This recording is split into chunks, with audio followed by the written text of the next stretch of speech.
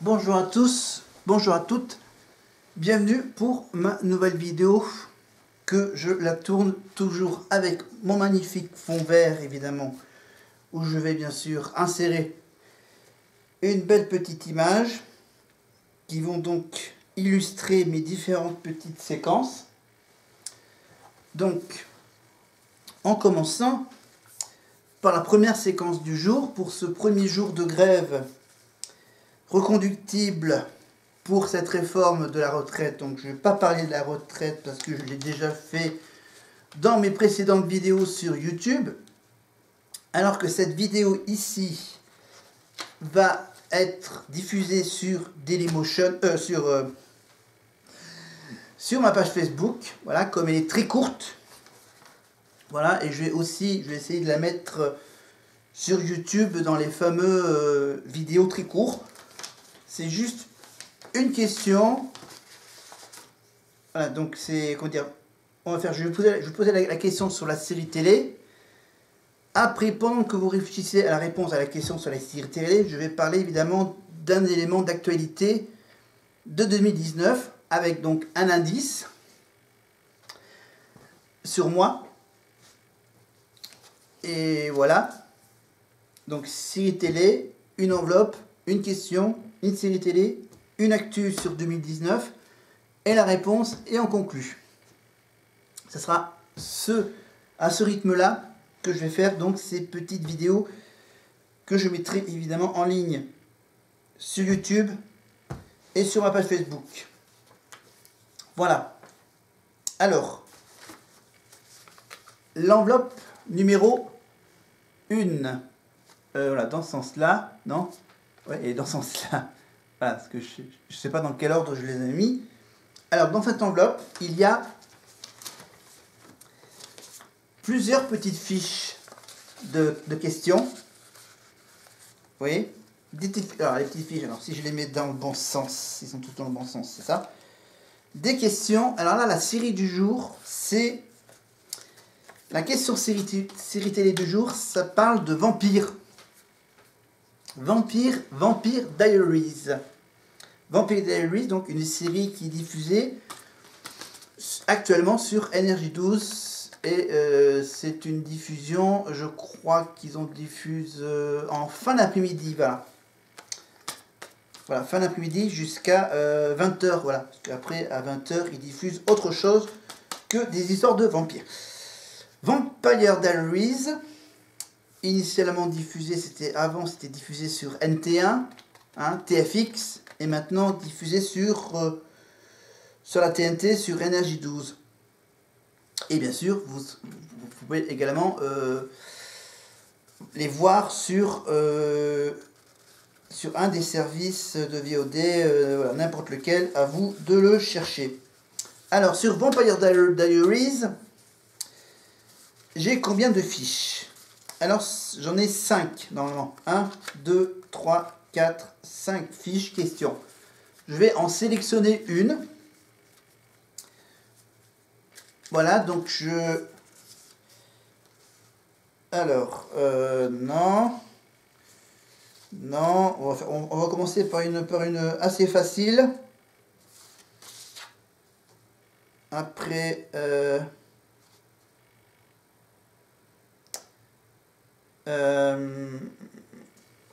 ok, celle-ci. Voici la question sur Vampire Diaries. Regardez bien la question. Hop. Voilà la question. Qui est le double d'Elena? Qui est le double d'Elena? Et je vous donnerai la réponse avec ma justification. Donc je répète la question. Qui est le double d'Elena? La réponse dans quelques minutes. Mais revenons tout d'abord à mon indice vestimentaire, évidemment, parce qu'on va parler... Alors, on va parler de cette fameuse révolte qui part des ronds-points. Avec donc l'histoire des gilets jaunes. Voilà, c'est une vidéo qui est très très courte parce que j'ai... Voilà, je vais essayer de... Je vais carrément lire un peu les... faire un résumé en quelques mots. Alors, les ronds-points, vous vous rappelez, en 2019, avant le Covid, c'était bien sûr le pouvoir d'achat qui nous posait un gros problème, le pouvoir d'achat. Il y avait... je crois qu'à l'époque, il y avait encore l'histoire de l'essence, non? C'est ça? Alors, voilà. Donc, c'est donc des... On faisait même des petites cabanes sur les ronds-points.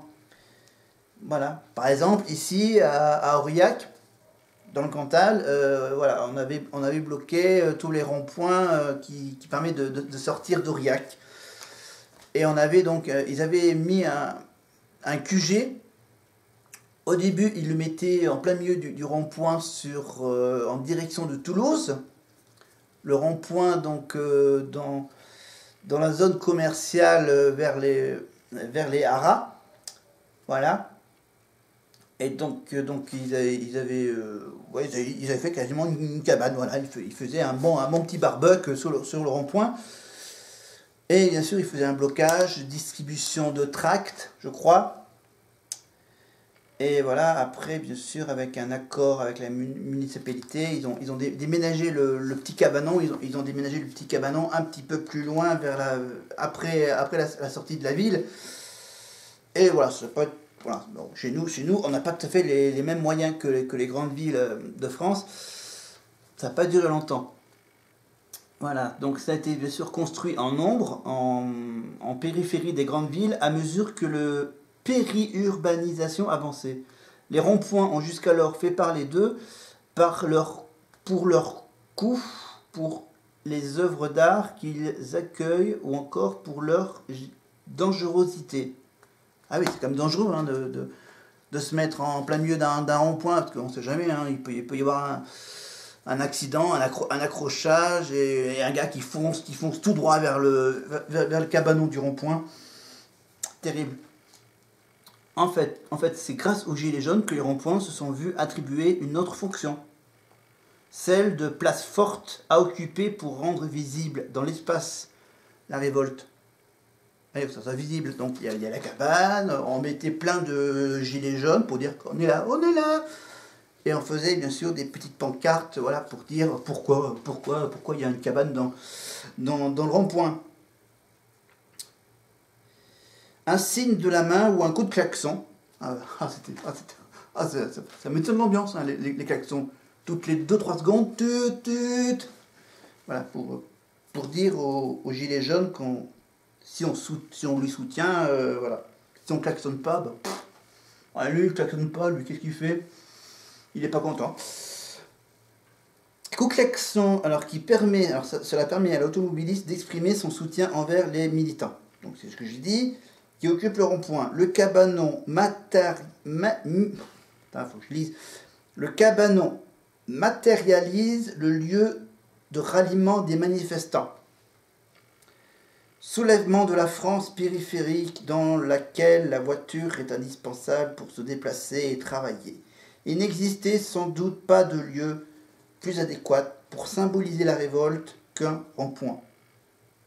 Le rond-point, donc le lieu de rassemblement, le rond-point représente également toute l'ambiguïté du mouvement.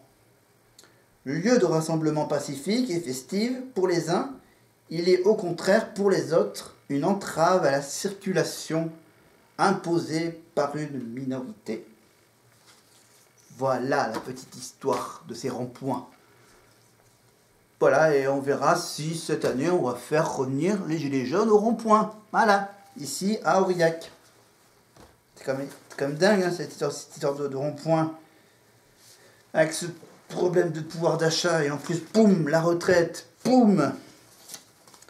Et là du coup, pour ce premier jour, voilà, j'ai décidé de porter mon soutien à la grève.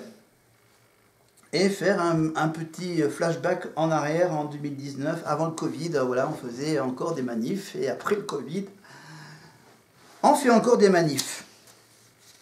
Voilà. Mais pour conclure cette petite vidéo courte, qui sera évidemment réalisée de façon quotidienne tous les soirs, que je les mettrai en ligne dès le lendemain matin, évidemment. Donc celle-ci, je la tourne le 6 pour le 7. Demain, j'en tournerai un le 7 pour le mercredi 8. Et ainsi de suite. Tac et tac. Jusqu'à ce que la grève s'arrête. Et après, je reviendrai évidemment si la grève revient. Voilà. Et on rattaquera évidemment les enveloppes. Parce que j'en ai une petite dizaine en réserve. Donc, une petite enveloppe numérotée de 1 à 9 déjà pour savoir s'ils vont arriver à 10 jours de grève. Et après, dès que j'aurai fini les enveloppes chiffrées, on passera aux enveloppes lettrées, avec des lettres. Vous verrez. Toujours avec une question de série télé à chaque fois, une série télé différente chaque jour, chacune. Une petite question pour faire connaître, voilà, pour dire que pendant la grève, si pour les jeunes par exemple, les jeunes ils peuvent aussi découvrir des séries télé que j'adore. Et j'adore évidemment les séries qui parlent de vampires. Vampire Diaries. Alors, donc, comme ça se traduit par le titre, donc ça parle de vampires, et c'est des diaries, c'est des histoires de vampires, voilà. On peut le traduire plus ou moins comme ça. Et donc, l'histoire de vampires, donc voilà, donc j'ai encore plein d'autres questions sur les vampires. Voilà. Donc là, j'en ai sélectionné une parmi les 5. Et cette 5e question était la suivante. Qui est le double d'Elena? Alors, pour vous dire que Elena, bien sûr, c'est l'héroïne principale de la série, avec tout plein d'autres filles aussi, qui jouent dans cette série. En fait, les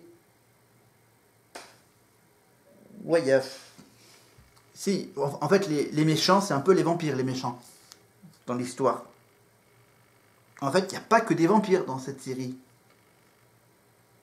C'est vrai que là, Vampire Diaries, il y a aussi d'autres films, comme par exemple la série True Blood. True Blood, c'est avec des loups-garous, avec des fées, je crois. C'est un peu plus cinglé que les histoires de vampires. Vampire Diaries. Donc, tu as Elena, l'héroïne, et ensuite, donc, tu as des frères vampires. Les frères vampires, bon, je me rappelle plus des prénoms, parce que j'ai peur de me tromper dans les noms de famille entre plusieurs séries. Donc ce sont 2 frères vampires qui essayent de vivre, enfin je sais pas trop un peu le point de départ. Ben, voilà, vous verrez ça sur Wikipédia ou en regardant les premiers épisodes sur internet, sur les replays. Donc Vampire Diaries, c'est quasiment tous les jours sur NRJ12. Voilà. Et donc le double d'Elena, c'est qu'en fait, voilà, c'est un peu compliqué. En fait, Elena, elle a une ressemblance avec une vampire qui allait. Parce qu'en fait, les vampires, ils vivent longtemps, ils sont quasiment immortels. Voilà, donc comme ils sont immortels, ils ont vécu plusieurs siècles, et donc il y a des siècles et des siècles. Il y a une fille qui ressemble beaucoup à Elena, qui a eu des histoires d'amour avec les frères vampires, bien sûr. Et donc Elena, donc évidemment, elle, bien sûr, à l'époque actuelle de la série, va évidemment tomber, se lier d'amitié, et va tomber même amoureux, je crois, de l'un ou même des 2 vampires, des 2 frères vampires.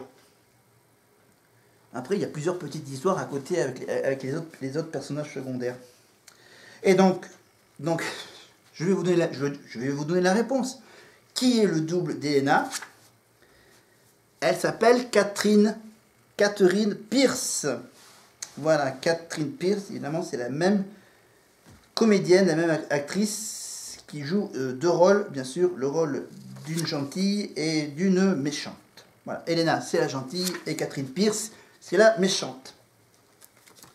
C'était donc ma petite séquence courte et instructive sur une série télé et sur l'actualité pour les nuls, l'année 2019 en un clin d'œil. C'est vite et c'est bien. Toujours un sujet par jour aussi sur l'année 2019. C'était les ronds-points. Demain, ça sera un autre sujet et ça sera évidemment accompagné d'une question de série télé, d'une autre série, dans une autre enveloppe. Donc j'enlève la question que je vous ai posée, je mets les autres dans l'enveloppe, je les ressortirai peut-être que je poserai également une question, mais ça sera pendant le Tour de France. Le Tour de France, je garde d'autres questions série télé sur le coude pour la prochaine période festive. Ça sera pour le Tour de France au mois de juillet. Ça sera des questions aussi, des questions série télé pendant le Tour de France. Voilà. Mais on va quand même continuer évidemment avec demain l'enveloppe numéro 2, avec un deuxième sujet d'actualité de 2019. Toujours, bon, j'aurai pas cette fois-ci de gilets jaunes. J'aurai un autre accompagnement. Voilà, et n'oubliez pas que malgré ça, cet été, il y a le festival de théâtre de rue d'Aurillac pour 2023. Voilà, je vais m'arrêter tout de suite et je vais donc préparer la vidéo, la longue vidéo de grève, du premier jour de grève, un peu plus tard. Et pour cette vidéo, je l'arrête tout de suite et n'oubliez pas de vous abonner à ma chaîne YouTube Momo Beat Dog et aux autres pages Facebook et YouTube que je gère, évidemment la troupe Triptyque et le groupe d'entraide mutuelle J'aime ma bulle. Voilà, vous pouvez me suivre évidemment, je partage pas mal de choses sur Facebook et il faut le temps que voilà, j'ai plein de travail. Allez, je vous laisse et je vous dis à demain. Bye bye.